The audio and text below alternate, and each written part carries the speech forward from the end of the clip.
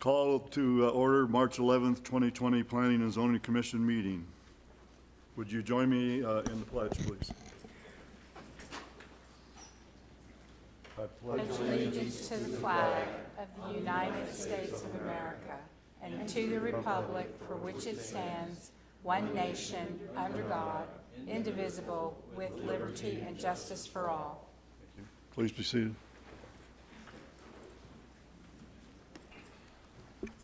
Roll call, please. Commissioner Abbott? Here. Commissioner Gillette? Here. Commissioner Alexander? Here. Commissioner Walker? Here. Commissioner Jacks? Here. Commissioner Kelly? Here. Commissioner Meal? Here. Commissioner Martin? Here. Commissioner Powers? Chairman Morris? We have a quorum. Thank you. Next would be our automated announcement message, please. Anyone who has not signed in, please do so at the table located in the lobby. Should anyone wish to speak, please complete a request to speak form, which is also located on the lobby table next to the sign-in sheet. A request to speak form must be completed for each item you would like to speak on. Please note, there are stairs on the right, left, and center aisles, and we ask that you use caution when using the stairs. There is also a ramp located to the audience's left. If anyone has written comments, exhibits, petitions, photos, or letters they intend to present at today's meeting, have 17 copies and give them to a staff member at the back of the auditorium. Staff member, please hold up your hand for the audience. If you do not have 17 copies, you may use the overhead camera to present your documents. Please place your documents on the podium and line it up with the arrows indicated.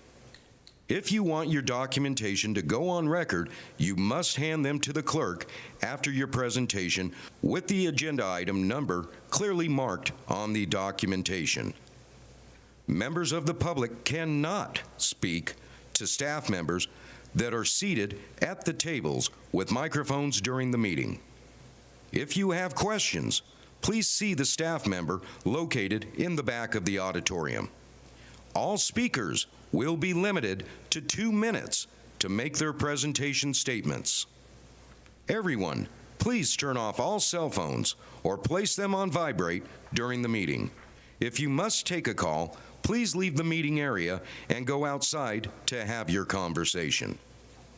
We also ask the audience to refrain from talking with one another during the presentations and discussions. Today, the Planning and Zoning Commission will hear public testimony and then forward a recommendation to the Board of Supervisors. Everyone attending the meeting is asked to remember that the administrative building and campus are tobacco-free areas, which means no smoking is allowed from curb to curb. No food or drinks are allowed in the auditorium except for bottled water. If there are any items remaining on the agenda, the Commission will break for lunch for 1 hour per the Chairman's discretion.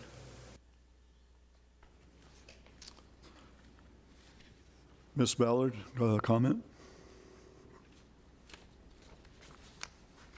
Thank you, Mr. Chairman. I'm hoping that the commission join us in welcoming your new clerk. Her name is Laura Skubal. She's sitting next to Cindy. And Cindy and her will be doing joint clerking for a couple of months, and then Laura will take over full time. Thank you. Welcome.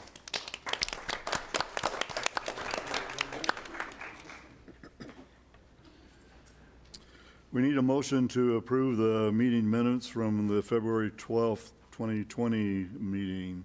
Do I have a motion? I make a motion to approve the minutes from the previous meeting. Commissioner Gillett makes a motion. Do I have a second? Second. Commissioner Kelly seconds it. Those in favor say aye. Aye. Item 6 on the agenda is a call to the audience. I do have some people wishing to speak, but they're on individual items, so we will do those as we get to those items. Do we have anybody for a general call to the audience at this time?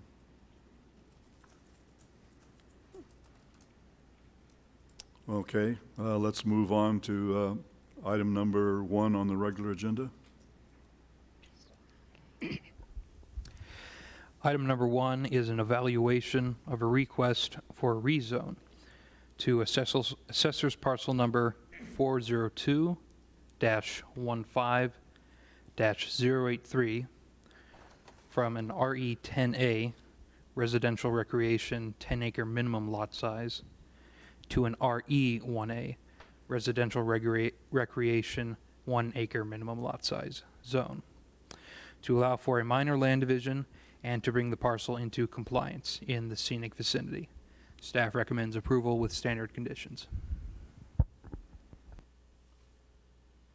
Is the applicant present today? No. At this time, do we have any comments from any of our commissioners? No? I'll make a motion to approve for staff recommendation. Have a motion by Commissioner Abbott and a second by Commissioner Kelly. Any other discussion? All those in favor? Aye. Opposed? Item 1 carries. Item 2,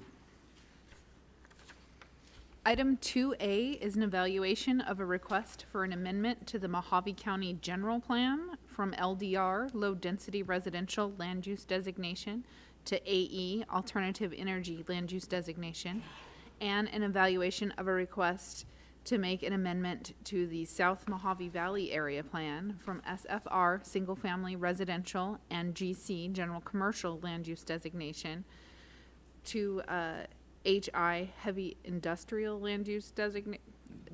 Pardon me, that should be Manufacturing Land Use Designation for assessor parcel number 221-35017 in the Fort Mojave vicinity. There were 10 letters of objection and 1 petition with 14 signatures received concerning this and the following related item. Staff recommends approval with standard conditions. is the applicant here? The applicant wish to speak? Yes.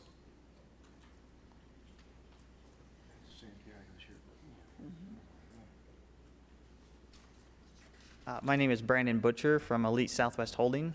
Do you want my address since I live in Utah? I can still give it to you though. Need that? Yes. All right, it's 3475 South Bluff Road, Syracuse, Utah. On behalf of Elite Southwest, the last meeting that we had with the Board of Supervisors, we're actually in the process of canceling the last application. The landowner for this property approached us in December, right after we had the first meeting with you guys, about this land specifically, where it's just east of the other solar projects. And we agreed on our side, as a company side, that it would work a lot better and be better for the community if all the solar was more centralized instead of trying to spread it out, and move it a little bit farther east than what we had it originally planned next to the golf course. So we moved it to the parcel that was already mentioned, which is east of the other solar projects, and have changed a little bit of its design capabilities from a lithium ion battery to a zinc air battery. A lot of the community had concerns about the battery makeup and the energy storage. So we moved to a zinc air battery where the only byproduct of the entire facility is oxygen. So it uses liquid oxygen instead of lithium for its battery system, which then if there's any issues or anything else, oxygen is harmless to everybody, unless I guess you're trying to breathe pure oxygen for too long. But it's the facility has been changed to better suit what the community has asked for in connection with their concerns. If you have any questions, I'm more than happy to answer them, or we can let the community come up and talk as they want to. Any questions? I have a question for Sure. you. Is you and/or your company aware Fort Mojave is one of the fastest growing areas of the three, Bullhead, Fort Mojave, and the Valley? Why do you pick that an area that's growing that fast? Why not down in Topak where supposedly one has already been approved, but it has never gone anywhere? So we've worked really close with Mojave Electric on locating land. And again, this land was not available before December, but we've worked really close with Mojave Electric on identifying land options and the lines that they have throughout the area. And their central 69 kilovolt line is a very short distance from this property, whereas it would be more difficult to attach to it or interconnect with their current grid system if it was put essentially anywhere else. We're already on the border with Unisource service area, and if we continue to move farther east, we wouldn't be able to connect to Mojave Electric, whereas with this location, we can feed their desired area with the solar that they need it for. That would be why. The lines that are needed are right there that we need to tie into. And of course, cost has something to do with it too. Well, I mean, yeah, cost has to deal with everything. If you put it too far away, then to build any kind of line, if your overhead lines, you're $1 million a mile to put those in, you're $2 million a mile for underground lines. And the idea with solar is it's affordable and more affordable than conventional energy production facilities. So if you take that away and move it farther away, then your ability to produce and make it so that it's even cost effective is lost. Any other questions? Thank you. We have several individuals that would like to speak on this item. Start with Mac McKeever.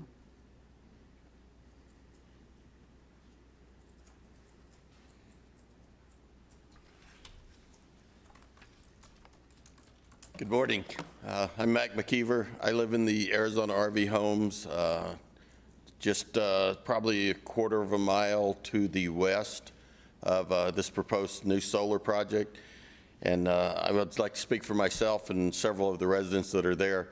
We're really concerned about the rezoning changes that might affect us, that might go from solar to more of a manufacturing or heavy industrial type area. We're already, starting to grow, as you say, because Fort Mojave is growing with lots of different residential areas. And we're just really concerned with it starting to get crowded in with, more commercial or more manufacturing type interest. So we're definitely opposed to anything that would change the zoning from a residential area. So that's all I have this morning. Questions from the board? How many people live in the area that you live in? We currently have, I believe it's 93 residences that are finished in the development. The developer is starting phase 3 now, that I believe is supposed to be another, 40 to 45 additional houses in that area. Thank you. Is that the Fairway people? No, it's Arizona RV Homes. Ron Bernstein is the Okay. developer. All right, okay. Okay? Yes, sir. Any other comments or questions? Okay, thank you. Okay, thank you.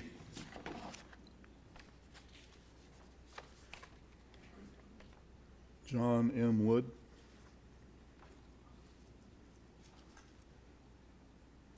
Morning. My name's John Wood. I live on Dakota and Bison in Sun Valley Estates. And first of all, I'd like to say how proud I am that I was able to come say Pledge of Allegiance here. It was a pleasure. Now, one of the things is on this property that Elite Southwest Holding is wanting to do is the biggest objection for me, one is battery storage. It might be a good idea, but I think it's a bad location. Now, he paints it as a pretty picture of only oxygen, but I think there still could be issues if there was a fire. So I'm not an expert on battery storage, so I'm going to end that right there. The second part is a block wall. Now, originally, he was talking about a block wall, I believe 11 foot tall going all around there. He said he was doing it for us, that originally they wanted to put up a chain link fence, but he thought we deserved a block wall. Now, that sounds really nice, and I thank him for that, but we don't need a block wall. If you drive through that area down there, you'll see all the trash that everybody dumps, and that would be one big canvas for graffiti. If you go down Hammer Lane, which is a pretty good thoroughfare from Mountain View to Highway 95, which is in between the hospital and the doctor's offices and Wally World there, you'll see all the graffiti on that beautiful block wall that guy put up. It's just a disgrace. I mean, the money he spent to see the graffiti, I could just think of the canvas they would have out there with nobody around. So the block wall, no. Third thing is, there's a bigger picture here on the solar. There's actually two solar projects on the agenda, 2A and 2B, and I'm running out of time. So let me go short form here. Elite Southwest Holdings, I gave you some papers there that showed who they are. Now, when he held the meeting, he had no business cards. I couldn't even tell you his name. When I looked him up, you'll see their website. You'll see that they've only been in business since January of 18 or February of 19. And who we are, this is the main thing, all will be revealed in due time. Now, you can't make that up. I don't know if it's arrogance or what it is, but that's a turnoff to me. The second solar project will be Greenstone, which Derek, he's here today. Now, solar, I agree with solar. I don't have a problem with solar. Greenstone, his resume speaks for himself. He has the two existing solar plants there. So I would appreciate if you would look at both and make the decision. Your Mojave Valley community are depending on you to make the right choice and the right decision, and I believe you will. So thank you very much. Thank you. Thank you. Richard Holdsworth.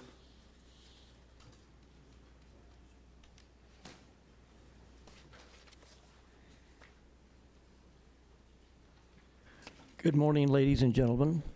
My name is Richard Holdsworth. I live in also the Arizona RV Homes, 6122 South Shelby Road. The things that concern me is it's a residential area. Residential homes, people move in, they put trees and plants which make oxygen, makes a lifestyle area to live in. It makes it enjoyable. We get to enjoy the desert. By putting another solar farm in right next to the one that's there, in particular, it's the one I see this when I go up Joy Lane, it's ugly. It's not natural, it's not desert, and they haven't done anything to hide it. The gentleman before me mentioned a block wall. I also would oppose to having a billboard. We've all seen what some undesirable people will do to a block wall. And having that in your community, always going out and trying to clean it up is kind of a never-ending task. Changing the name to an alternative energy rather than solar panel doesn't change it at all. Plastic does not produce oxygen. Plants and trees do. There's another area, Derek's area, farther out, farther away. It's already zoned for solar. The cost of them putting this farm in where it is sure, it's good for them. Anybody would like to jump right into a facility that already has electric hooked up and they could build whatever manufacturing they want. So anyway, with that, I didn't get to say half the things I wanted to, but I really encourage you to vote in favor of the residents, not the commercial end of this. Thank you very much. Thank you. That's all the slips that I have on item 2A. Any comments from any of the commissioners at this point? Mr. Chairman? Yes. This is for the the commission, I had the opportunity the yesterday to be in the area, and I drove by the solar plant out there. Yes, it's out in the boonies. The existing solar plant has a 6-foot chain link fence around it with the top 3 foot covered with slats. It's, for what it is, it's not bad looking. That's all I gotta say. Any other commissioner comments? I have a question for the applicant. On item 1, couple paragraphs down, they speak about each building will have pressure release valves, building air evacuation fans, items to mitigate potential damage. What kind of potential damage are you anticipating?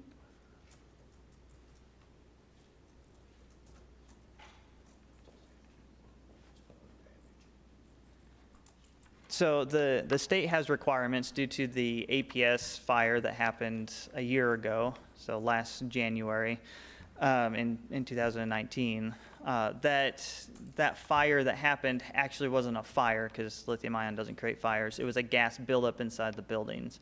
And they had made the building airtight. So since then, the state has required that there are release valves, pressure release valves installed inside the building that will allow it so that there isn't a buildup of pressure.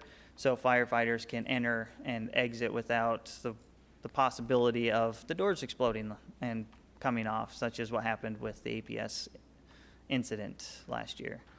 So the pressure release valves are there to honestly make it so that people can enter and exit and there isn't a buildup of gases if it does happen. And the only reason why there's a buildup of gases is they overcharged their batteries, which caused a thermal runaway situation, and the batteries began to bubble and leave their enclosures. So that created the gas. It wasn't an actual fire. It was an explosion that happened due to pressure buildup and faulty charging regulations. So when you say potential pressure buildup, what kind of gases are released? If it was a lithium ion, it would be harmful gases, which is why when we spoke with the community, we moved to a zinc air battery, where the only gas released if there is a failure is oxygen. That's it. So oxygen is the only gas that would be released by our facility, because it's the only gas that goes into it. The two products that are used in the battery is zinc powder and liquid oxygen. So the only thing you can get out of it is oxygen itself. Does that make sense? Okay, thank you. So, any other questions while I'm up here? I have a question, Chairman. Yes, In Commissioner regards Alexander. to the liquid oxygen, Sure. are you storing that on site other than in the battery? No. Okay. So the facility is designed that it pulls the oxygen in, condenses it, makes it into liquid oxygen there, and then it releases it when the batteries are discharged or the energy is discharged, the oxygen is released again. So there's no storage on the facility other than inside the energy storage. Okay, thank you. Question. Commissioner Meal. How's the system that monitored? So it's a triple system. So the Powin, well, actually it's not Powin anymore. The company that makes the energy storage has an energy charging and discharge system. And then Dynapower has their own ESS system or BSS system, whichever one you want to call it. And it monitors the charge and discharge of them, and then Eaton as well. So there's a triple redundancy on the charging and discharge of the energy storage. Eaton has the final one at the substation, which is the intertie or interconnection point with Mojave Electric. So when they want to charge it and discharge it, they'll work with Eaton directly or their software. And then Eaton works with Dynapower and the battery energy storage manufacturer to do it. So it has a fail-safe that it never hits 100%. It hits at 97% and will never go to 100% full charge. So there isn't a chance of overcharging the energy storage.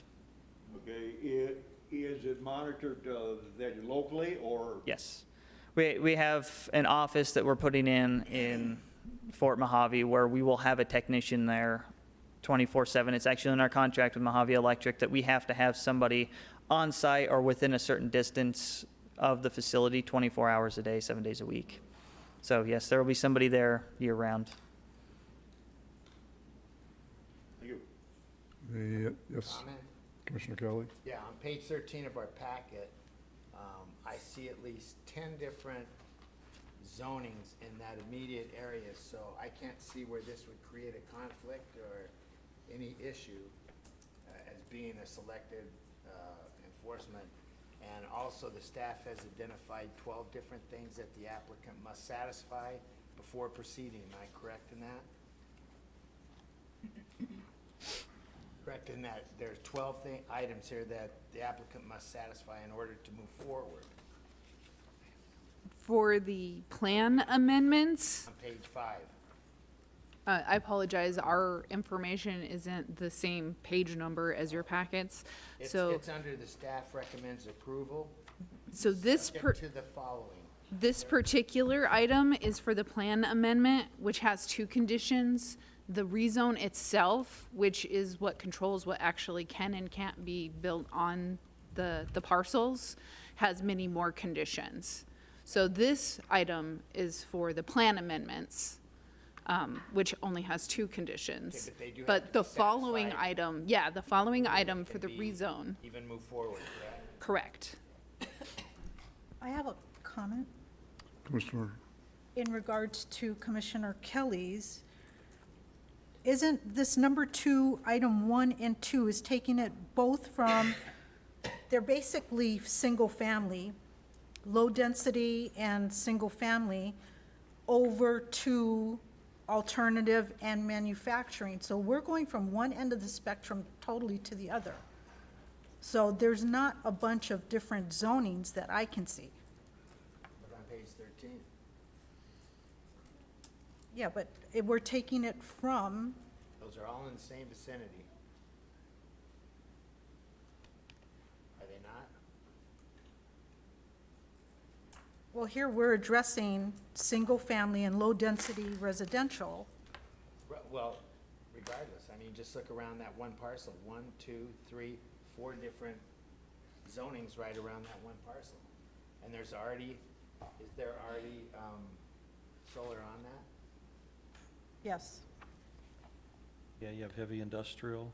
Right, but we've also got General residential commercial. in the area. right. And commercial also, correct? Commercial, but not, CGH, CMO, C1A? but not manufacturing. No, I didn't say it was, I just Yeah, said right. there's- I guess my point is, there's no real buffer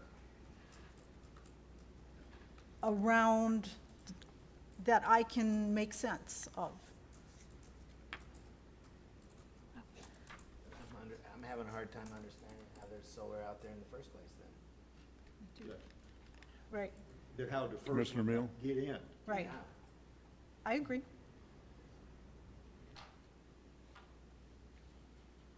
any other comments from commissioners? I have a question for staff. If you would happen to know, when did the first one appear? 2015. It was either late 2014 or early 2015 is when the original facility had their final extension of time for their resolution was in 2014, and then their permits were pulled in 2015.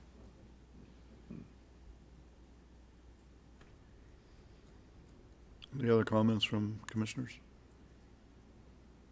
Do we have a motion? One moment, I was handed an additional 6 signatures for the existing petition, so that would bring the petition of objection up to a total of 20 signatures, just so you have that information. 26 signatures opposed, 20 signatures. 20 signatures opposed. Thank you. Can I sit down? I'm just waiting for your approval for me to sit down, that's all. Unless you have more Thank you questions. for your All right. comments. Thank you. We're good.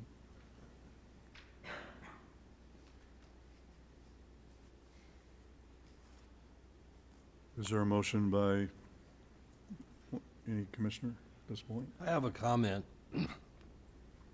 I agree with what Larry said about the different zoning, but I also have a problem with this myself, that why do you pick on a residential area to do this?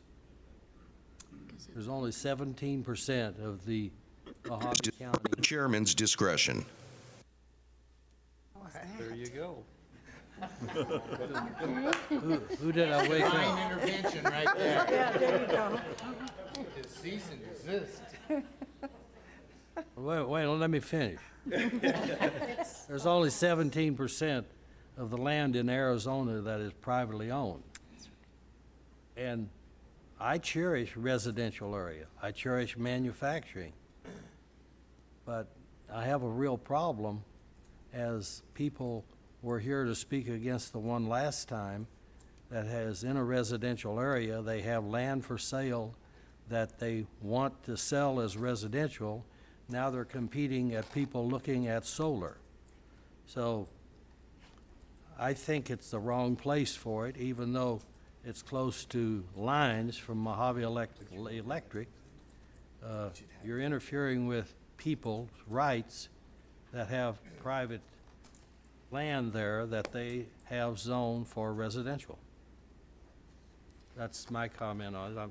I'm against the project. I have a question for staff. Go ahead, question, go ahead, Okay, Commissioner can Martin. staff just confirm that the immediate surroundings to the subject property is currently residential? The plan amendment has designated as urban development to the west, and then there's the manufacturing and the heavy industrial to the east of this particular item.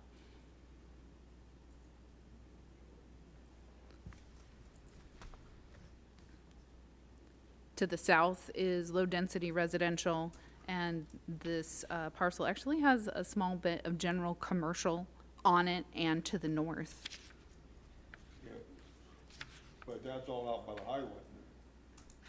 No, this is on Joy Lane. On Joy Lane.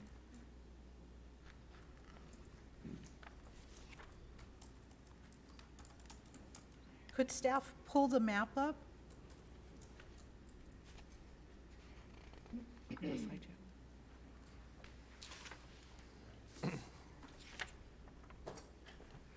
So the area in red's the general commercial. The area in blue is the urban development area. That area is also state trust land. The shaded blue to the west where the existing,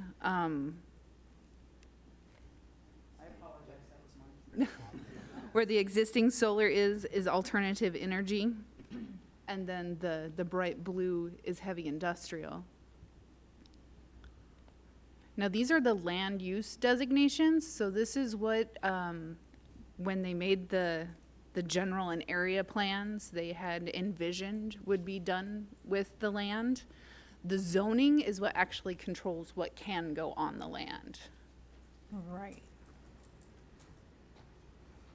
Yes. Mr. Chairman, if I can make just one comment as well.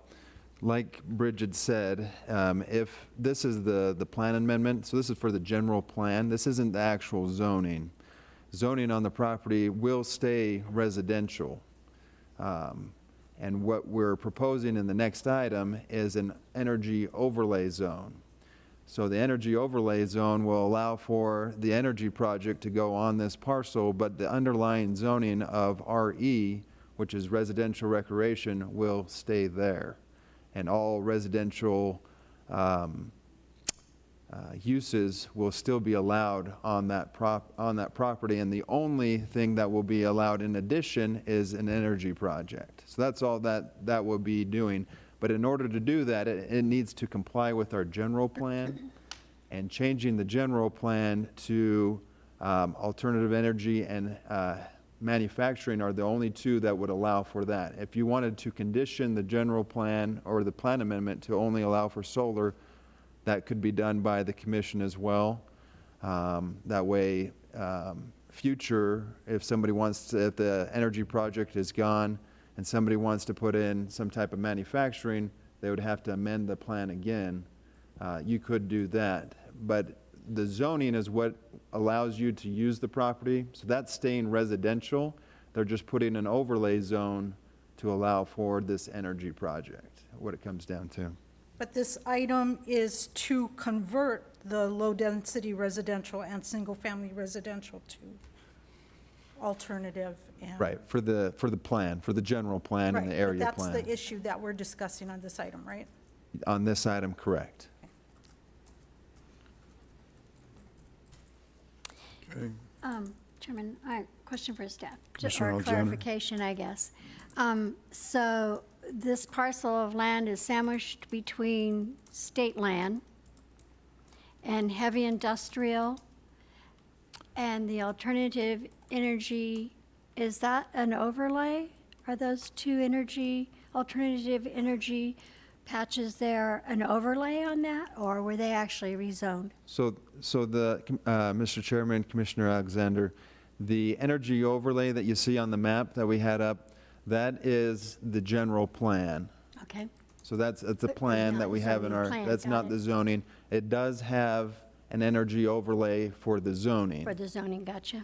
And I believe the actual zoning is still residential on that parcel as well, the underlying zone. And the heavy industrial is zoned heavy industrial. Correct. The heavy industrial, that was done, I believe, a couple years ago. There was a mineral plant that wanted to come in on this parcel, so we did a plan amendment for the heavy industrial, and that rock plant was going to come in on that parcel.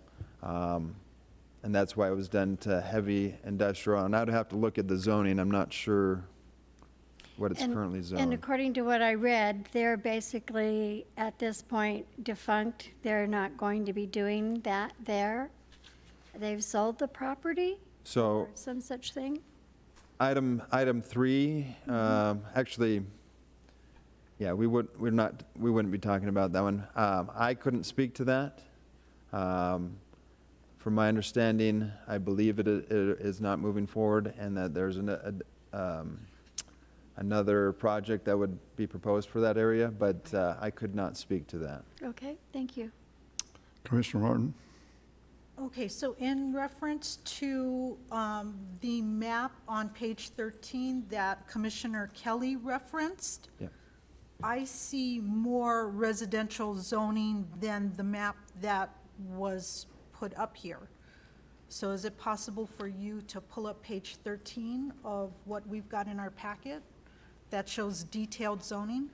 We're not exactly sure what page 13 is. Should make pages. Is she talking about this one? What does it say at the very top? It's different. Can you go down? Yeah. Go over here. Because it will have up here a title. Is that, what is she talking about? Go to 13. That was for item 1. That's not this. That map is on item 1 that we just heard for the rezoning Okay. of the smaller lot size. Okay, thank you. Mr. Chairman, Yes. Ms. I have a question, or actually, I have a statement. I'm against this. We are talking about the one that is existing and asking, how did it get there? Well, this is how it got there. So I'm against rezoning this property. Okay, Commissioner Jellett? Any other comments from the board? I think I have one gentleman asking to speak. Come on down.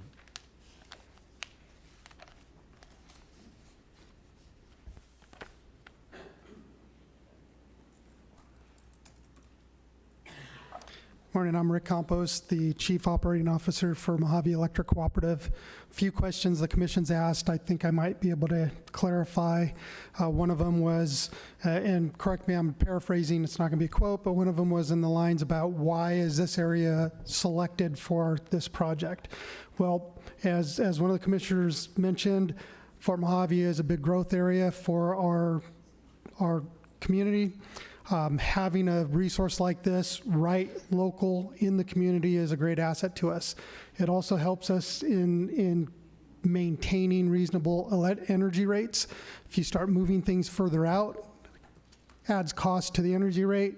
That gets turned over to all of our members, Mojave Electric members, those we serve with energy. That could increase rates. So this helps us maintain rates with this project that we're working on. So that kind of addresses why the area is important for us.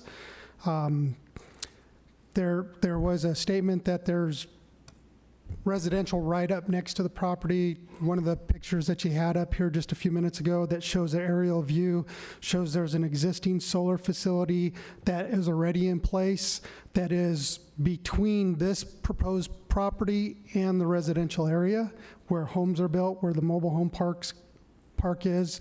Along Joy Lane there. So this is actually moving it further away from the residential. So again, that was something that the community was asking for, that I believe Elite was successful in moving away from that, from the first original project site.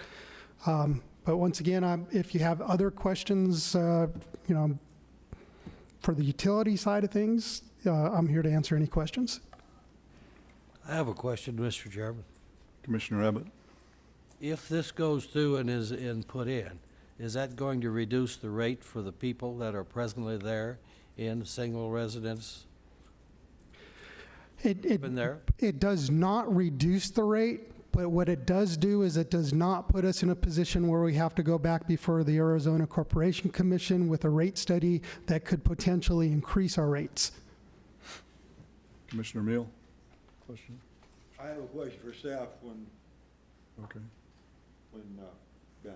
I just have one other more comment about this. The information we receive, I have enough experience to think what I'm going to read here is correct, and we shouldn't be getting it if it isn't correct. Here's people who purchased 172 acres. They've owned it for over a decade. They're waiting for residential market in this area to regain its former demands. And residential area is growing there. That's one reason you want to do what you want to do, because it's growing. We intend to develop our parcel as a residential community when the time is right. So I think everybody that is involved in residential kind of agrees that's an eyesore, not a plus for them to sell their residential lots. So I think that's what's happening to the community by wanting to do what you're wanting to do. And Commissioner Abbott, I can't speak to who wrote that or if that's factual information or not. I'm not the applicant. We're the utility, Mojave Electric. I didn't provide that information. But you are right. There are a lot of growth things going on in that area. But I would also state that it's not just residential. As the power company, we do have a lot of applications in for non-residential facilities all along Fort Mojave area as well. Not just there, Bullhead City, further south, the valley. So we see a lot of applications coming in. Does not mean that they will all go through and be built or businesses will be open, but there is a big push. That is a growth area for us. A facility like this does play nicely into our load pocket or our load bubble, if you want to. That's an area where we will be seeing growth. Increased loads are a part of that, and we're trying to meet the needs of not only today, but into the future. And this project helps us with that. Okay. Any other questions for the speaker? Mr. Chairman, I have one more. I'm curious to know, the facility that is already there, the plant that's already there, are you hooked up to it?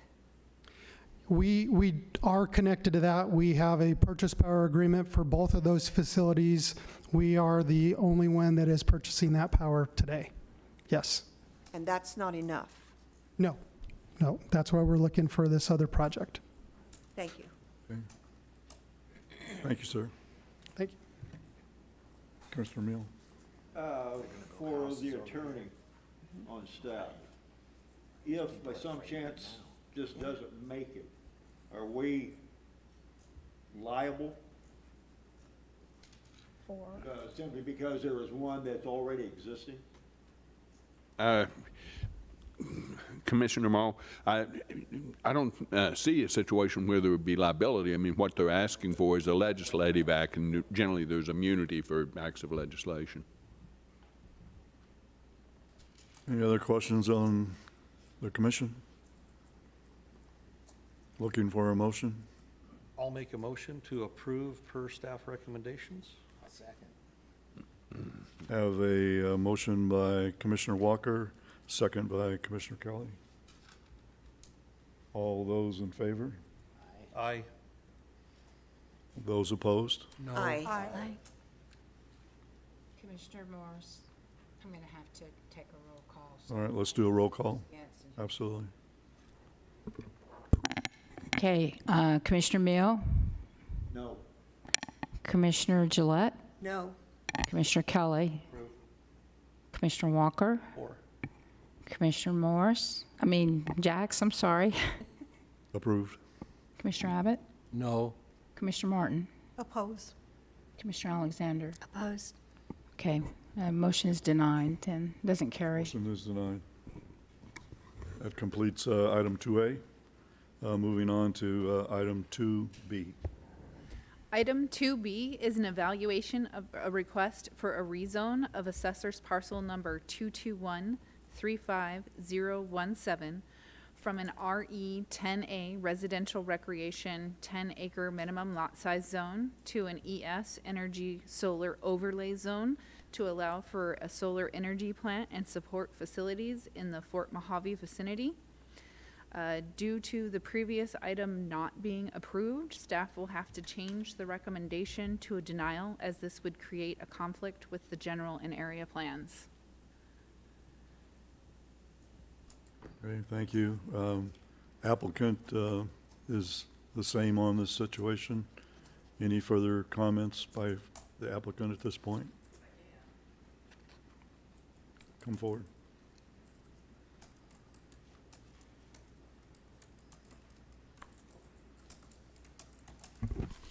So I want to address the first item that was denied, if I can, for a split second. I tried to raise my hand to get down here before you took the vote. The solar, so we moved the solar so that it was next to the other solar, right? And we've spoken with the committee here and the people at the table, and many of the Board of Supervisors and the community as a whole to find a location. Now, if you look at the land farther east, north, a lot of that is tribal land. I don't know about you guys, but building on tribal land is nearly impossible. It takes an extremely long time in order to work with them if you get to. So it's hard to work with the tribal land, which we attempted multiple times over the last year in order to even get in contact with them, right? So they don't like giving up their land or being able to use it for anything else, which is why a lot of that is still undeveloped. And that's perfectly fine. But moving to this location and continuing to move it, all it does is, just like Rick said, is if we continue to move it out, then the agreement would have to be renegotiated. And the problem with renegotiating is then prices for the community will go up for their power. And that isn't what our goal is, and that's not what Mojave Electric wants. They want to keep their prices the exact same, whereas throughout the state of Arizona, you'll see an 11 to 17% increase minimum over the next year in their power. Now, if you do that year after year after year for the next 30 years, you go from 11 cents to 22 cents, and you start paying the same amount as you're paying in California. Our PPA is actually in place for the next 25 to 30 years to help maintain that pricing for the next foreseeable future. That way they don't have to continually increase their pricing, just like Rick said. And we will continue to work with Mojave on future projects so that they can continue to do that. But as far as saying that this land isn't appropriate for it, then where is appropriate? And I pose that as an actual question, because we've looked all the way through the area. There isn't any land that is, by your definition, appropriate for solar. Yes. Well, I think it's not so much appropriate, it's cost-effective for you. No, appropriate at all. I mean, we could go all the way out into the Nevada desert, and then you're going to be paying, 17 cents a kilowatt just to get the power because it costs $35 million just to get to the power line, right? So there's an appropriateness even in there. So we'll say that this land is there for residential. Who's going to build a residential house next to the solar facility that already exists? They're not being torn down anytime soon.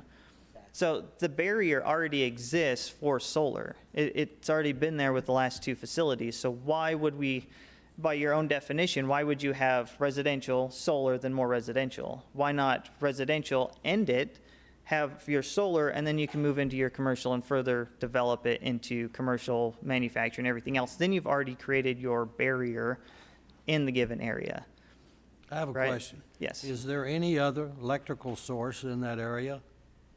No, as far as, the two solar facilities that are already there. Anyone else supplying electricity to residential there? That would be a question for Rick. Yes, sir, if I may speak. The area of the Mojave RV Homes gets their power from Unisource. Yeah, that's what I thought. The solar plant going to Mojave Electric will not benefit us at all. Thank you. Gentleman's correct. There are two developed areas one is in Bullhead City and one is in Fort Mojave that are served by Unisource.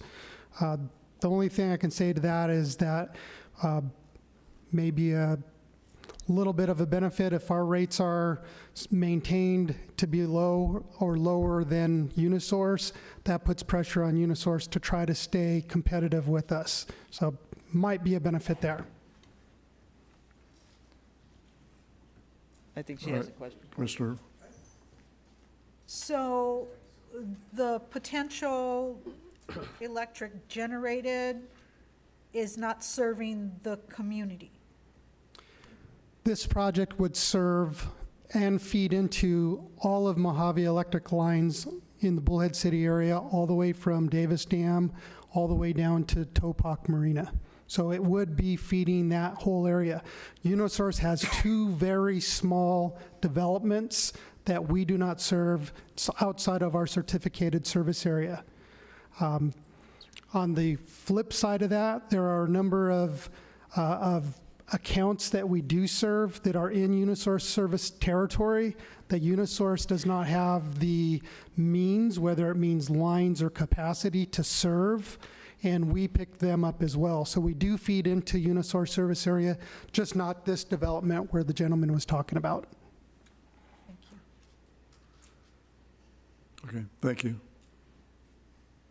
As to another one, so there have been plenty of people that have said that Elite Southwest was formed a year ago. That's actually a falsehood that has been put out there multiple times by people.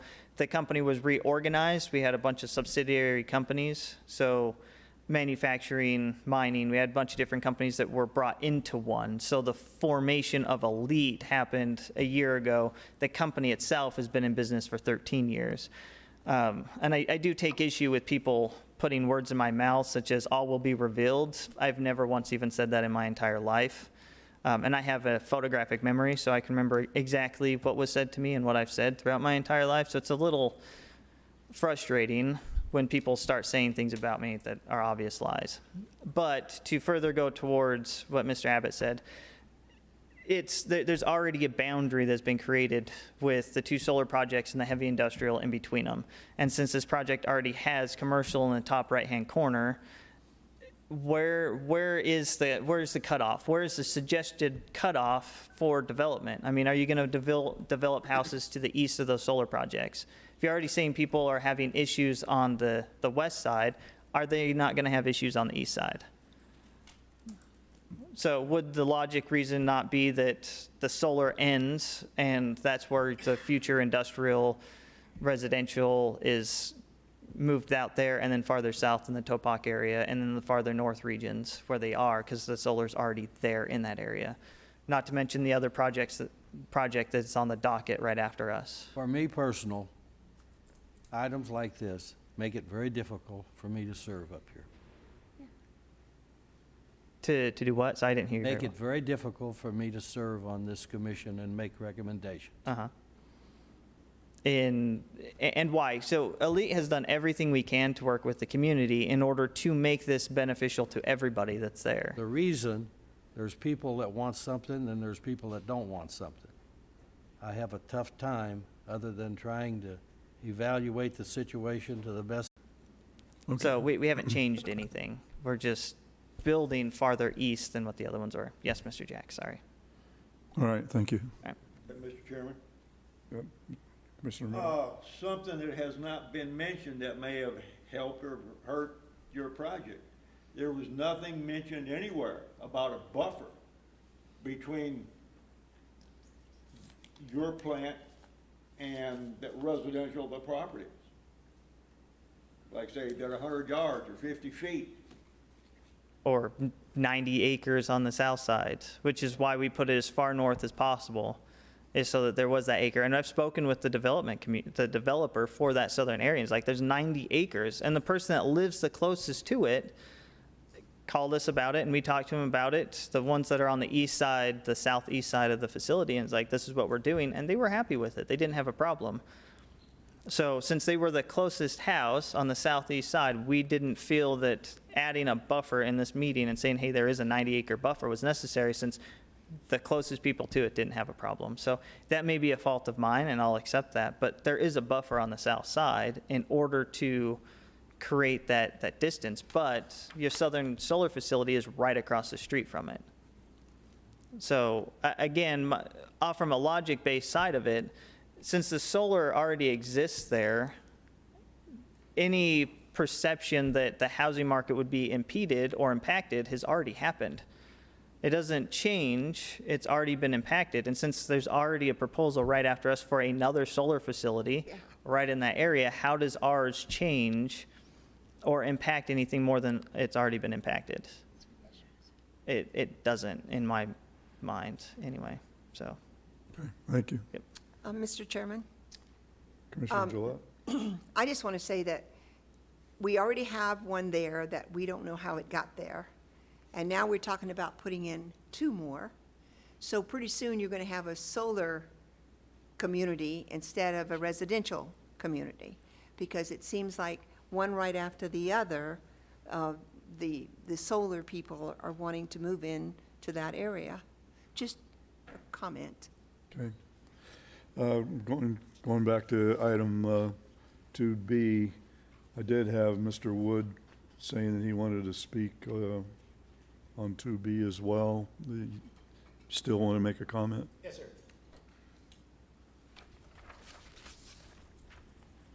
Well, I don't want to be going with he said, she said, but the paperwork I gave you, I took that off a website, their website, so I didn't make that up.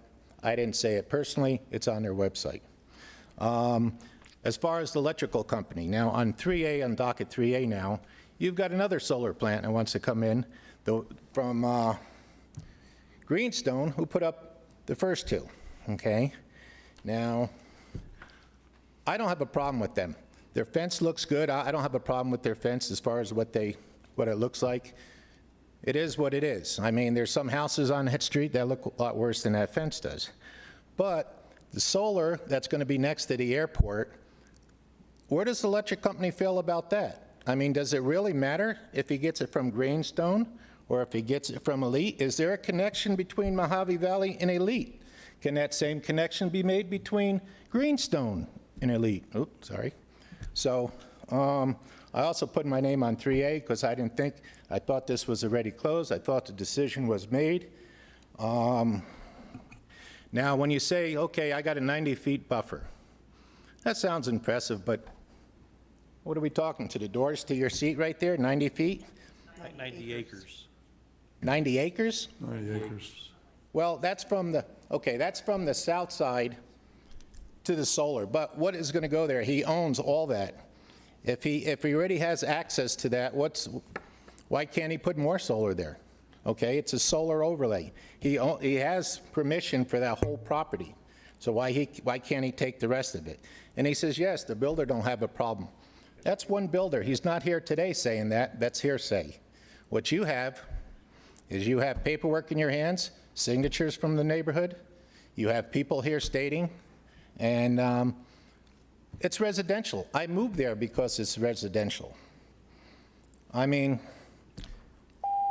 Okay, thank you, anyway, Mr. Wood. thank you. Thank you very much. Appreciate it. I have a question for staff. Given the vote that we had on 2A, then how does that affect 2B? Staff recommendation changes. The land use designation says the type of zoning that's allowed within that designation. So since denial was recommended for the land use designation with the plan amendments, then to rezone, it wouldn't match with the land use designation and it would create a conflict. It's just dead, or do we need to vote on it? Would the staff would recommend denial?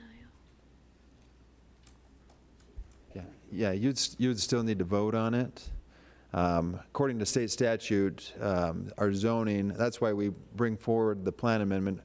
Our zoning has to match what the general or area plan says, and so that's why we have to do one and then the other. So right now on the table, we're recommending denial of this rezone because you're recommending denial of the plan amendment. But you would still have to take a vote on it. Mr. Chairman, I recommend staff's recommendation that we accept that. I make a motion. I'll second. Okay, Mr. Abbott, are you making a motion then? Yes. Okay. I'll make a motion to accept staff's recommendation. Can you clarify that? On To 2B. deny based on staff? Staff is recommending denial on it. Where you bite us in the backside. And the second was by Yes. Mr. Meal? I'll second. Okay. We have a motion by Commissioner Abbott, and we have a second by Commissioner Meal. All those in favor? Aye. Aye. Opposed? Aye. Carries. Okay, Commissioner Mill? Opposed? Yeah. Recommending staff denial, no, per staff recommendation denial. Commissioner Gillette? I said aye. Commissioner Kelly? Opposite of what they said. Commissioner Walker? What he said. Okay. Commissioner Jacks? Aye in favor of denial? Yes. Commissioner Abbott? I'm in favor of my second. I still have to do this. Commissioner Martin? In favor of denial. Commissioner Alexander? Favor of denial. Okay, motion carries. It's a denial. Okay. Thank you. Moves us forward to item 3A.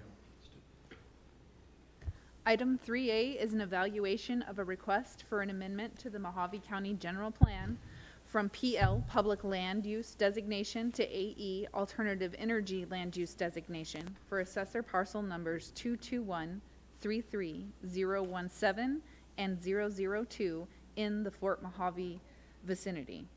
There were 3 letters of objection received concerning this and the following related item. Staff recommends approval with standard conditions. Is the applicant present?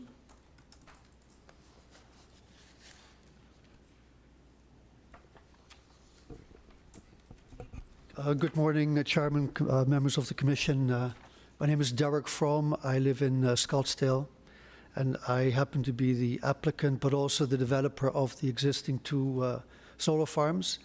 And just as a matter of correction for the record, it appears that the map, as was shown earlier, shows the area of in between the 2 solar farms that are in the general plan shown as alternative energy land use designation, but they're shown as heavy industrial. That's actually incorrect, and I would hereby ask the staff to inform you appropriately. The only area that is, in fact, was because we were part of that whole rezone back starting in 2011, that we finally were able to meet all the conditions in 2014 and start building the first solar farm. What we had to do at the time was change the land use designation for the general plan to our alternative energy overlay, which is what you can see on the map.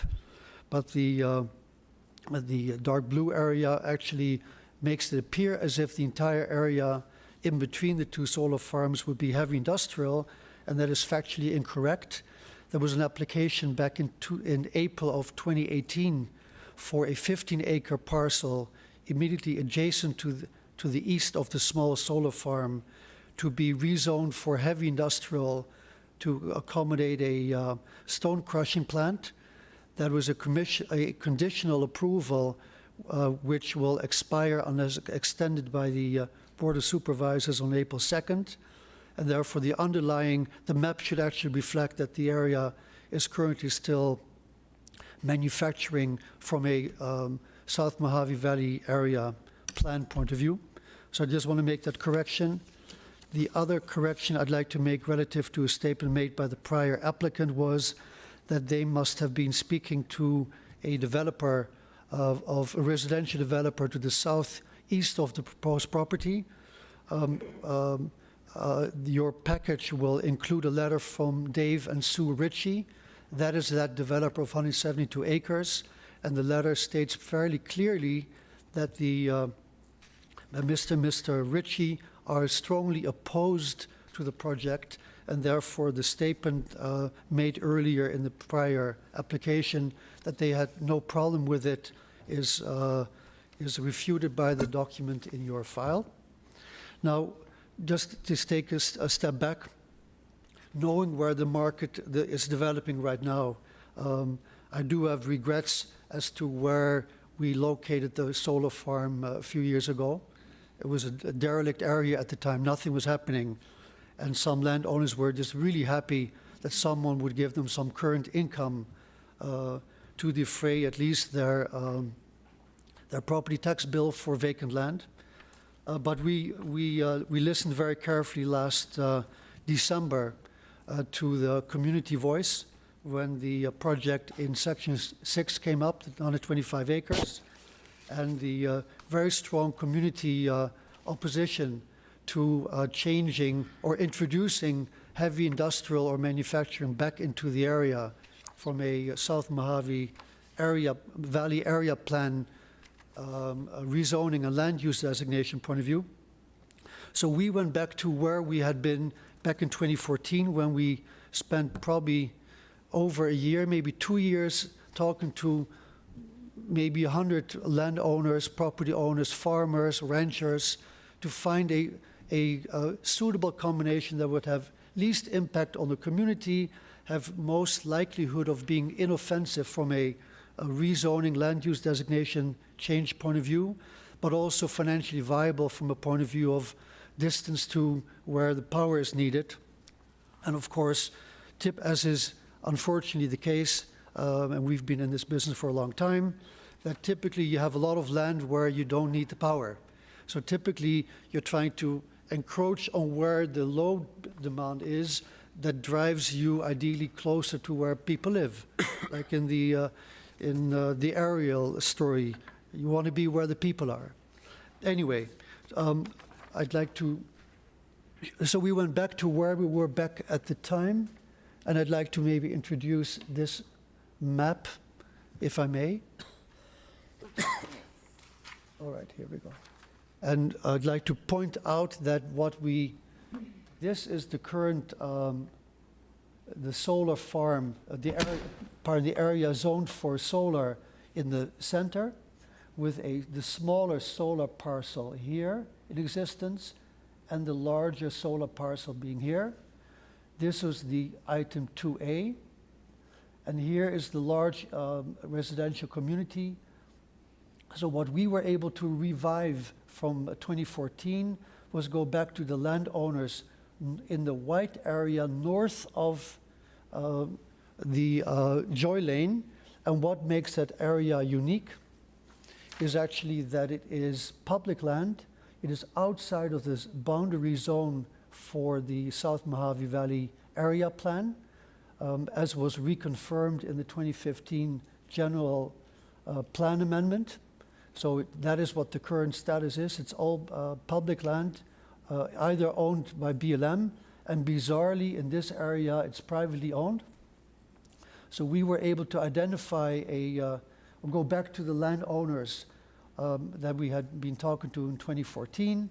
They were able, this time they were ready for a long-term lease with us, so we were able to secure about 100 acres in an area that is outside of the South Mojave Area Valley Plan, and therefore we don't need to change any, we don't need to make any change to the no minor amendment to the South Mojave Valley Area Plan, and the only thing we need is a minor amendment to the general plan, again for a alternative energy overlay. The parcel to the west of us is owned by the same owner group that we are leasing from here. The area up here is a large mountain, some gigantic sand dune with storage tanks on top, where a road runs called East El Rodeo Road going to the landfill. So to the north is Arizona land going to the landfill. To the east is our own landowner with this large area that has very significant floodplain issues. So it cannot really be developed to the west of us. And therefore, we felt that, number one, it's an extension as far away and as remote as we can get to south of Bullhead City without having to build on BLM land, which is virtually impossible to do. Same for AZ, Arizona State Land Trust. And therefore, to look at it again, what we liked about the site was you have the airport to the west in the adjacent section. We have public land, privately owned public land to the west, about 1,300 feet distance, with the power lines running here as before. We obviously control the solar farm south of Joy Lane, and we are dealing with, we don't have issues with parties adjacent to us. The staff mentioned that there are 3 letters of objection. Actually, 2 of those are, one is the owner of a parcel that also will have objected to the, we don't know, but they would have objected to the item 2A. But it's also a letter from the real estate agent, David Hollingsworth, on behalf of that party. So actually, I believe there are only 2 letters of objection to solar in general. But in any event, what we tried to achieve was be far away, make no lasting impact on the underlying zoning, which we would not have to do.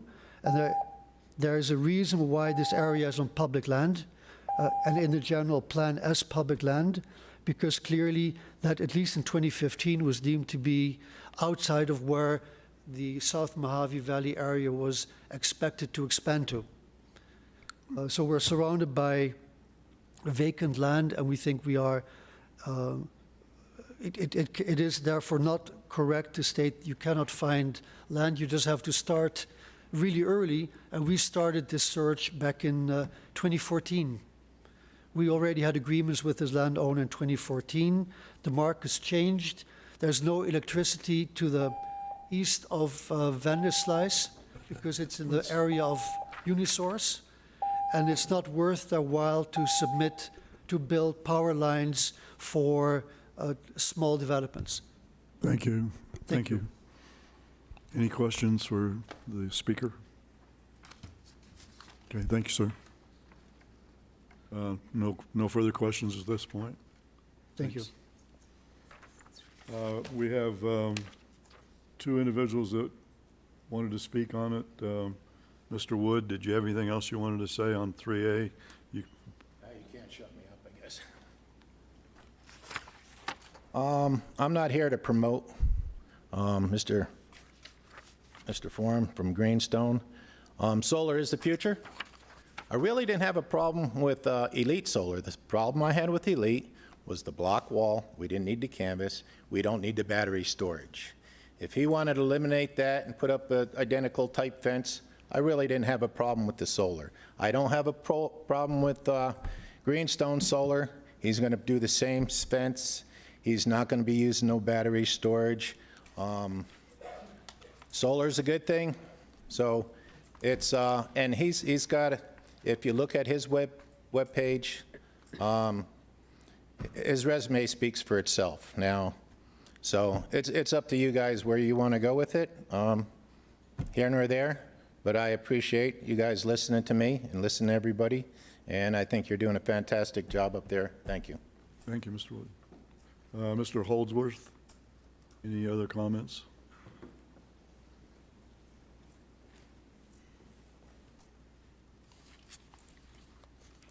Thank you very much. I'll be brief. It's not the, it just reminds me of Obamacare. We're going to get it one way or another. You're going to like it. And we didn't. I really think that the solar is a good thing. But for my house, if I go to my backyard, step up on the block wall, I can look right to the solar farm. Before I looked to the right, I would see the other solar farm that they were going to put in. You voted down last month or 2 months ago. I appreciate that. It's not something, place where I want to live with solar farms all over the place. How many solar farms will be enough? I would rather pay a little more on my electricity bill in the future and have my property value stay up than go down because I'm living in a sea of plastic solar farms. Thank you. Thank you. Any comments from any of the commissioners on this item? Do we have a motion? I'll make a motion to approve with staff recommendations. Second. Okay, we have a motion by Mr. Walker and a second by Commissioner Gillette. All those in favor? Aye. Aye. Aye. Those opposed? Aye. 2 opposed and the rest are approved, so I think that passes. All right, that moves us on to item 3B. Item 3B is an evaluation of a request for a rezone of assessor parcel numbers 221, 33017, and 002 from an RE 10A residential recreation 10-acre minimum lot size zone to an ES energy solar overlay zone to allow for a solar energy plant and support facilities in the Fort Mojave vicinity. Staff recommends approval with standard conditions. I do not have any further speakers on that item. Comments from the board? Do I have a motion? I'll make a motion to approve with staff recommendations. I'll second the motion. Have a motion by Commissioner Walker, and I have a second by Commissioner Alexander. All in favor? Aye. Aye. Opposed? Aye. Aye. 2 opposed, the rest are approved. Motion passes. Brings us up to item 4. Item 4 is an evaluation of a request to a rezone of assessor's parcel number 306-36-002C from an AR-10A agricultural residential 10-acre minimum lot size zone to an AR-2A agricultural residential 2-acre minimum lot size zone to allow for a minor land division in the Golden Valley vicinity. Staff recommends approval with standard conditions. Is the applicant present? Yes. Any comments? I'm happy to answer any questions. Any questions by the commission for the applicant? Okay, I don't have anyone speaking on that item. Any comments by the board? Looking for a motion for item number 4. I make a make a- motion to approve. Second motion. Got a motion for approval by Commissioner Martin and a second by Commissioner Abbott. All those in favor? Aye. Aye. Opposed? Item 4 passes. Item 5. Item 5 is an evaluation of a request for a rezone of a portion of assessor's parcel number 30649-023 from an AR-10A, agricultural residential 10-acre minimum lot size zone, to a CRE-10A, commercial recreation 10-acre minimum lot size zone, to allow for a horse arena with facilities, and an AR-5A, agricultural residential 5-acre minimum lot size zone, to allow for a minor land division in the Golden Valley vicinity. Staff has received 1 letter of opposition. Staff also recommends approval with standard conditions. Is the applicant present? Do you wish to speak on the item? We're happy to answer questions. Any questions for the applicant by the commission? I have a question.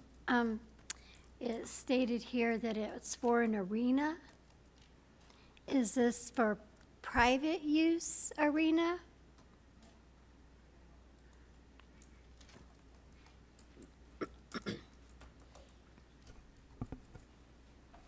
Good morning, Honorable Vice Chair, Commissioners. My name is Kathy Tackett Hicks. I'm acting as the owner's agent, and the owner is here as well. So they're going to have events, and they would invite individuals. So it's like a public and private. I don't know what you would really classify as a public. It'll be invite only to arena events for horses. So, and I guess while I'm up here, I can just quickly address this. There was an opposition letter, and we did look at all of it, and I would like to ease your mind on this issue. We are asking for approval. I do think it's a reasonable request. The general plan does allow for commercial just south of this. The existing parcel right there is actually 157 acres. This is just a small portion. The family's owned the property since the 1800s. It has always been used for cattle, horses. They have their own private arena that they practice on daily. So the use for the site is not going to change. In terms of traffic, we're lucky that Bacobi is already paved, so there's not going to be excessive traffic when they do have horse trailers. They have an engineer who's already working on a site plan. It will comply with the Mojave County regulations for that. There is on-site parking, so there won't be street parking. There was a question on light pollution. We're using the dark sky lights. It'll comply with the county, so it'll be shielded down instead of spreading all over. In terms of off-site drainage, that'll be taken care of by the civil engineer in compliance with the county's regulations. The question on noise, there would be for some events a small PA system. It'll be directed at the facility and not out. They own all the surrounding property for this. I think the only thing that the owners did speak with the county about was not having to put up a view obscuring fence between this site and their property. They want to put up just a cattle fence, not something view obscuring, but other than that, everything complies, and we'll have to talk about that further, but that's the only thing that's unique about this. I hope you will be able to recommend approval. If you have any questions, I'm super happy to answer. I have another Commissioner? question, Kathy. Yes. In reference to the restrooms and the septic tanks out there, there is something in place or will be in place that would allow for public invite? Yeah. The commercial site plan that the county requires does require a restroom facility. There is one on the plan. And it would require a septic permit, which will also be through the Mojave County Environmental Health Department. So everything will comply. Thank you. Any other questions? Thank you. Thank you. Any board comments? Looking for a motion for item 5. I'll move to approve according to staff recommendations. Second. I have a motion by Commissioner Alexander and a second by Commissioner Martin. All those in favor? Aye. Opposed? Motion carries. Item 6. Item 6 is an evaluation of a request for a special use permit for assessor's parcel number 306-24022B to allow for reoccurring equestrian events in an AR-10A agricultural residential 10-acre minimum lot size zone in the Golden Valley vicinity. Staff recommends approval with standard conditions. Is the applicant present? Yes.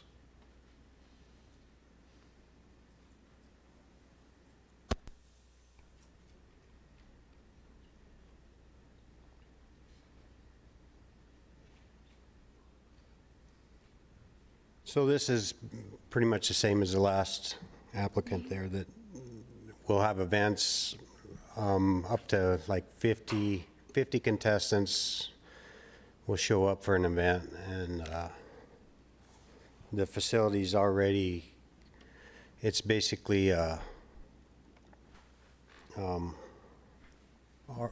landscape is native, so there's no problem with runoff or flooding.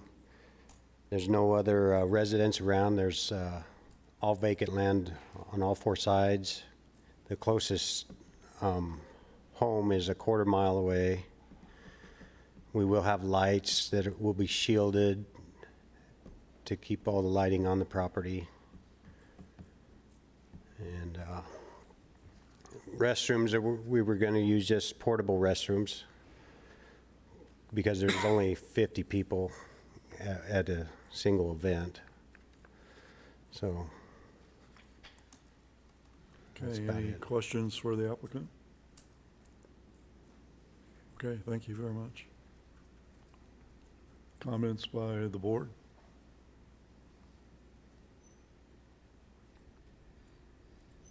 Looking for a motion. I'll make a motion to approve with, per staff recommendations. I'll second the motion. Got a motion by Commissioner Walker, and a second by Commissioner Gillette. All those in favor? Aye. Aye. Opposed?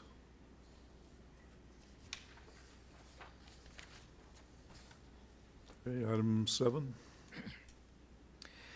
Item number 7 is an evaluation of a request for a rezone of assessor's parcel number 333-43044 from an AR-10A agricultural residential 10-acre minimum lot size zone and AR-5A agricultural residential minimum 5-acre lot size zone to an AR-8A agricultural residential 8-acre minimum lot size zone to allow for a minor land division in the Valley Vista vicinity.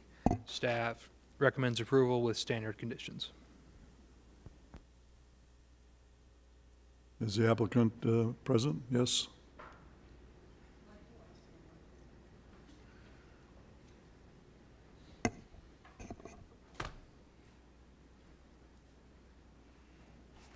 Good morning, Honorable Vice Chair, Commissioners. My name is Kathy Tackett Hicks, and I just wanted to let you know that this particular item I actually brought to you 3 or 4 months ago from these owners and had it rezoned from an AR-36 to a AR-5 and AR-10. And then the owners insisted on 4 equal-sized parcels instead of 4 5s and a 20. So this just goes to an AR-8. There's only going to be 4 parcels, AR-8. It's completely compliant. I've never had to come back with a rezone to adjust it from a 5 to a 4, but we've already been through this process. I hope you'll support it. If you have any questions, I'm happy to answer. Any questions? Thank you so much. Thank you. Any comments by the board?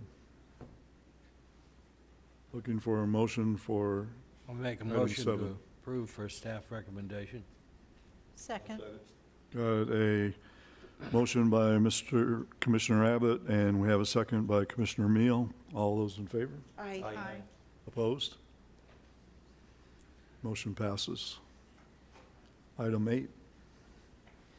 Item 8 is an evaluation of a request to rename a portion of Mackenzie Drive located in the southeast quarter of Section 12, Township 21 North, Range 11 West, from Panther Pass to the junction with Boulder Pass, and rename it Boulder Pass as an extension of the existing alignment located in the Fort Rock vicinity of Mojave County. The proposed road name has been reviewed and approved by the addressing official or their assignee for conformity to the requirements of the Mojave County Ordinance 2015-07, Chapter 43 of the Mojave County Zoning Ordinance, and the 911 Emergency Response System. The proposed action is to rename a portion of the road alignment on the county maps and the 911 ERS, and to provide the county cartographic documentation to any assessor map, including township and detail maps. These changes will help keep the 911 ERS addressing program up to date and ensure accurate addressing data for emergency service providers to use to locate emergency calls. Notice of changes and corrections to the road names will be sent to the property owners and other agencies as required, including but not limited to 911 ERS, Mojave County Sheriff's Office, and the U.S. Postal Service. We've received no objection to the proposed road name. The staff recommends approval to rename a portion of Mackenzie Drive to Boulder Pass with standard conditions. Thank you. We do have 3 individuals that would like to speak on this item. First would be Elsie Heron.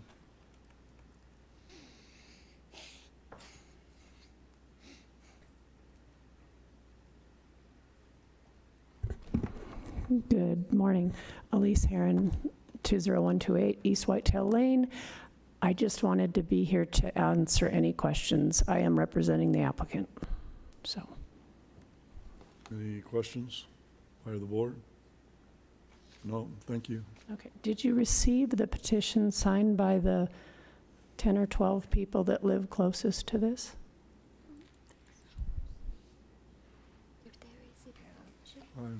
I don't remember seeing It may not be Don't remember seeing necessary. Okay.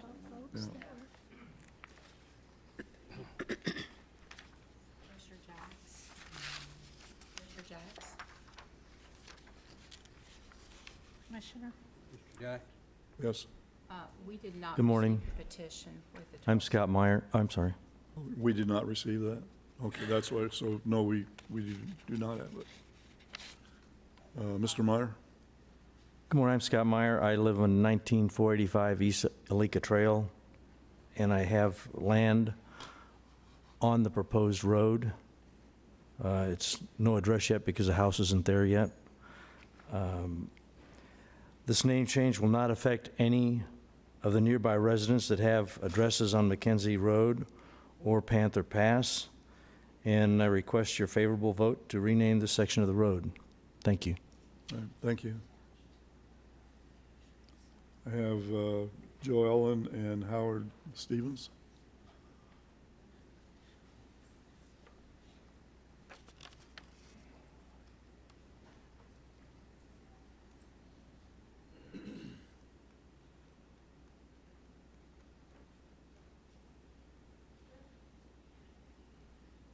Hi, I'm Joellen Stevens. I'm one of the petitioners in putting this name change forward. The old portion goes across my property, and it's a bumpy, rocky mess of a road. And the new section, there was a new road put in that we would like to rename to have a continuous road all the way through. Any questions? Any questions for? No. No. No questions, thank you. Thank you. Yeah? I can't hear you, I'm sorry. Well, I'm sorry, no questions, thank you. Any comments by the board? Looking for a motion for item 8? I'll make a motion to approve for staff recommendation. Second. Got a motion by Commissioner Abbott and a second by Commissioner Gillette. All those in favor? Aye. Opposed? Motion carries. Brings us to item 9, bylaw discussions. Mr. Chairman, we were asked by Mr. Morse to place this on the agenda. I believe the purpose is to discuss call to the public. Staff hasn't prepared anything. I think our direction or our anticipation was that the commission could discuss kind of what their leanings were, where you wanted to go with call to the public. We'd bring back the amended bylaws that reflected that, and then the commission could adopt them or not, as you saw fit, or amend them as you saw fit. So, we just want to broach the subject. I guess there's two questions that I'd kind of like the commission to weigh in on. One, call to the public. Is it an item that the commission wishes to continue to have on its agenda? And if so, is the current location the appropriate location? I will tell you that when the commission first added call to the public on their agenda, it was at the end, I think, just before commissioners' comments. And responding to a request from a member of the public to move it forward right after roll call was entertained, and the commission voted to make that change. So our first question is does the commission want to continue to have call to the public? It is an optional item on your agenda. I have a clarifying question I would like to ask, I guess, is as far as Mojave County in general goes with all of its different commissions and meetings that take place, is there any consistency on calls to the audience, or are we saying that it's left up to that individual commissioner group? Commissioner Jack's members of the commission, I can only respond to the boards that I have direct interaction with. There are basically three of them. The Board of Supervisors, the Planning and Zoning Commission, and the Building Code Board of Appeals. All three of those bodies have call to the public. I would also point out that if you are kind of looking for a guiding light, if you will, the Board of Supervisors has placed this on the agenda, and I believe roughly the same location as the commission has it. What's your experience? Which is better? Or which do you see as better? Or is there? I don't know that there is a better one. I know the commission initially wanted it toward the end of the agenda, so the folks that had rezones, et cetera, didn't wait through persons that actually were coming up to speak on items that were not on the agenda. However, they have a 2-minute time limit, and really discourse is not allowed. I mean, the answers are, kind of, okay, well, I asked staff to look into that, or thank you very much for your comments, or, we disagree with you, and here's briefly how we do.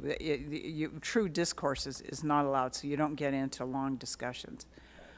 It's for comments. It's for comments. Or, if somebody brings something to our attention that we didn't know about or didn't realize was an issue, and it's valuable in that regard. And I think, that's the value of having it at the beginning. I mean, there are people in the audience on at least a few of the calls to the public statements that are kind of responding with, wow, I didn't know that. That's, I learned something today. And I think that's the value of having it in the beginning. I also understand the commission's reasoning for having it at the end when they did. People didn't, the folks who basically have true business that they need the commission to conduct weren't delayed. I don't know that either way, I've had it both, I've been through meetings with it both ways. I can't speak, other than that, in favor or opposed to either way. I think there is a value for having it on the agenda, because we have learned things that we were unaware of that made a difference to how we conducted business, or things that we had to follow through on. So it has been of value to staff. Would it be any big deal to move it to the end instead of at the start? You mean where we could outweigh them? Yeah. I make a motion to revert it back to the end of the. Second motion. All right, and what we'll have to do, I mean, Discussion. if that, I mean, you can't really make a decision, you can just have a concurrence today. We actually have to put the document before you. So, and agendize it for actual, an actual vote, exactly, right? If you look at your agenda, it's just discuss, let's Informational. talk about. But I do appreciate Commissioner Martin's motion. At least that gives us a pretty good idea of what direction we need to go to. And That's correct. yeah. So we have a motion by Commissioner Martin. Well, we're not, Are we doing, Just are we? sending direction to them to We're bring it back sending to us. direction. That's not a She good. needs to withdraw the motion. Very good. she'll put it on the agenda. All right. Right. Yeah, we'll be sending you with your next packet for your next meeting. We'll actually be sending along a revised copy of the agenda, or excuse me, a revised copy of your bylaws for you to consider for actual adoption. And the item on the agenda will be for action. Great. I think have it's- a comment. I think I'm the one that brought this up and got it started a couple of months ago for certain reasons. And I would say, I can sit here for another 2 minutes to hear people, but it doesn't do any good. We can't respond to it at all. But I would strongly suggest we have the timer going, and 2 minutes is 2 minutes for the call to public. But I get comments from people like, you guys are getting this, you guys are getting that. I'm gonna come to your meeting. I had that the other day. I went to a meeting where our future supervisors are going to speak. And as soon as I walked in, he hit me. He said, "Hey, Abbott, come here. I wanna tell you something. I'm coming to your meeting. I'm gonna," it's like, I don't need that.